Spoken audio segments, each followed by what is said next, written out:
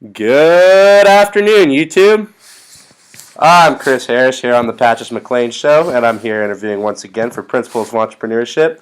Now, first, I'd like to thank my very special guest, Mr. Kyle Pollock, for being on the show. Now, Kyle, why don't you start off and tell us a little bit about yourself? I'm a second-year student at University of Florida. I'm majoring in business administration right now. I live off campus at the retreat, and I'm just coasting along. Coasting along. That is how we do it here at the University of Florida. Now, Kyle, I'd first of all like to thank you for being on my show. And, we talked earlier. I was asking you about some unmet needs that you've had, and you told me that when you first moved up here, you lived in an off campus apartment that was unfurnished, and you yourself had to go and furnish it yourself, correct? Yeah, that's true. That is true. Yeah, And that's how was your search for finding furniture? Because we talked earlier, and I asked you, what type of product do you look for when you look for a product? You said you look for an American-made product. And how was your search for this furniture? it was pretty difficult. You can't go anywhere and find American-made products at a good price anymore. Everything from every good furniture store is usually overseas and shipped in, and I personally don't like to live that way. And if it is American furniture, it's usually way overpriced. And for a kid on my college student salary, I can't find anything like that, really. Where was it that you were looking when you went to go buy furniture? I didn't really go too many places. I went to Ashley Furniture and I went to City Furniture specifically. But then I went started going around to some of the thrift shops and there wasn't anything there either. So Yeah, it's very, very tough, especially for college students to find quality goods for that made in America furniture. I know myself personally, when I needed to find furniture, I went to stores like Salvation Army and places like that because I didn't have the money to go out and buy these quality goods that I wanted. I wanted American made, which is what I have in my bedroom, but it was a search to go and get it nonetheless. I'm definitely in the same boat as you. When I went out and I was looking for furniture, I went to stores like IKEA, yeah. Target, Walmart, Rooms to Go, places along that nature. And it was just very, very difficult for me to find furniture that was American made that was within my budget. It seemed like everything was coming out from overseas, from places like Mexico, Thailand, China, all being shipped in. And just the quality of those goods compared to the quality of the American made goods was just, you couldn't compare it. Yeah. It was not comparable. Like, for example, what's it called? Uh, Plasterwood, fiberwood. You know what I'm talking about? Like fiberglass. Not fiberglass, but um, I know like, you're talking like the plastic wood, like the fake yeah, wood yeah, and the stuff. fake wood. Yeah, yeah. It seemed like everything was made with fake wood, and I've purchased furniture like that. When I was a little kid, my parents got that stuff for me just because it was cheap, and the quality of that good.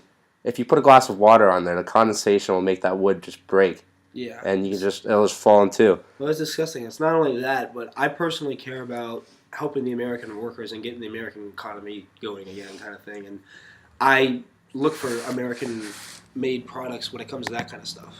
Right, and so do I, and it's very difficult to find them. And I see we both have this unmet need of finding American-made furniture at a comparable price. Now, moving on from that, what did you do when you had difficulty finding Well, what I this? first did, the first thing I did was I looked at getting my apartment furnished by the complex. And then when I realized that they didn't furnish anything with American-made furniture, everything that they got was from overseas and shipped. And then I got an unfurnished apartment. Because you don't want to pay the cost of having to have it furnished and That's having exactly a right. Yeah, poor product. that's exactly right. And But then if that poor product falls apart, I'm going to be stuck with the cost of repaying that. and it's going to be a top dollar, of course, because Oh, of course, yeah, you know that. And for not nearly what they had to pay for it, they charge other fees. So I wanted to get furnishing. I wanted to furnish it myself, and I was looking for mainly a bed set because I'm going to be living off campus next year too, and I want to carry it around for the 4 years. And I was eventually unable to find one.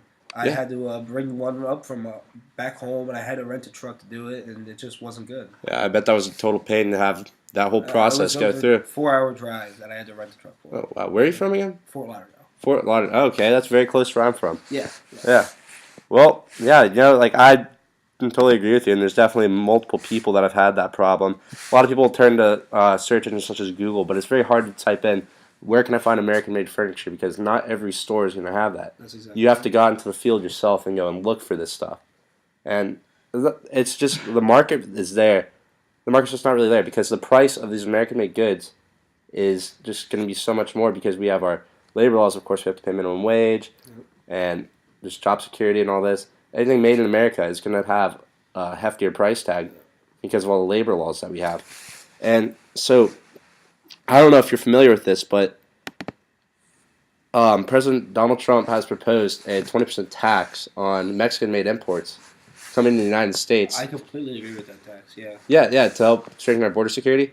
Yeah. Now, whether or not you agree or disagree with the tax, that's not what we're here to discuss. Okay. What I'm saying is I've talked to many economics majors, finance majors, yourself, you're a business major, Yeah. and they've all agreed that a 20% tax is going to correlate to a 20% increase on the price of these goods coming from this country. Yeah. Would you agree? I would think so. Yeah. Yeah, in theory, that's what's going to happen. Yeah. Yeah, so furniture is actually one of Mexico's largest imports. It makes the top 10 list. I think coming out between 4, 5, and 6. I'm not sure. I'll have to double check me up on that one. But it's actually risen roughly 60% in the past 6 years. So since 2011, furniture sales has grown 60% as their export. Okay. And so what I'm theorizing is that, of course, like we said, there's going to be, in theory, a 20% increase in price on this good. And so we both agree that there's a difficulty finding these American-made products that are at a comparable price to their overseas counterparts, correct? Yeah. Right, so with this 20% increase on the price that we are both theorizing will happen, we can sell this American-made product at the same or possibly even a cheaper price than the overseas goods. Well, that's why I was really hoping for what President Donald Trump to happen, what he said would happen to happen with a 20% increase, because I think it's just going to get the American economy going again. We can sell our products at the same cost as them. Right, I totally agree with that. That would be the whole business standpoint on this, is that you'd sell the product at the same price, and people would be getting that American-made quality that they're desiring for the price of the overseas, same price as the overseas competition. Yeah. And what that's going to do is that's going to inevitably drive more jobs back to America, going to make our economy grow, and it's really going to help the American people by having them have quality furniture at a comparable price to that sold overseas. I completely think the same exact thing. Right. Now, how would you feel about if you were to see these goods in stores, would this definitely meet your needs and satisfy your need? It would definitely meet my need. Like I said, I specifically look for American-made products over anything else. I didn't really want to buy any imported goods, and I wasn't able to get that need up here. And if the American products are up here, then I would definitely buy them. All right. Yeah, I totally agree with you on that. It's just like it's very difficult. Like we talked earlier, it's very difficult for you to go out to all these furniture manufacturing stores, not manufacturing stores, furniture retail stores. Pardon me on that. Nope. And find these American-made goods because they don't want to purchase them directly because they know it's so expensive for them to buy this good and then put it in their stores because it just costs more. Cost effective. You're gonna have to go to more high-end furniture stores. And what our goal as a company would be to get into these larger retail stores such as IKEA and Rooms to Go and places like that. And with our American-made good and sell it to them at the same comparable price as the overseas goods that aren't going to be of the same quality, aren't going to be supporting the economy like we both talked about, which is both of us here love. And I feel like that's really just a great unmet need that which we can tap into. I think so. I think 100% that's right. I think most people would prefer, especially anyone living here, would prefer to buy an American quality product over anything overseas. And I think that is 100% an unmet need, like you said. I totally agree.